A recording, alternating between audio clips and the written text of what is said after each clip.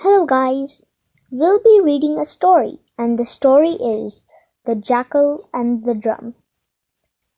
A hungry jackal set out in search of food and ended up at an abandoned battlefield.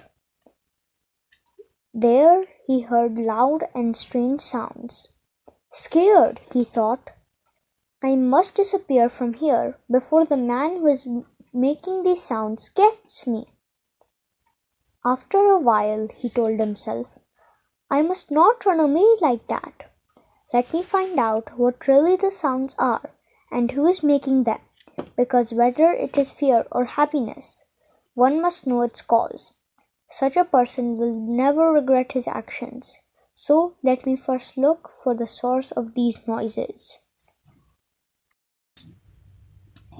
The jackal marched in the direction of the sounds and found a drum there.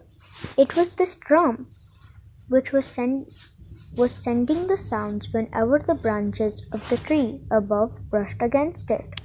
Relieved, the jackal began playing the drum and entered the drum by piercing its side. Yet he relieved himself, saying that he rid himself of the fear of sound. Then he found remaining food in the battlefield. So the moral of the story is, do not react blindly with fear. Glory deserves the brave.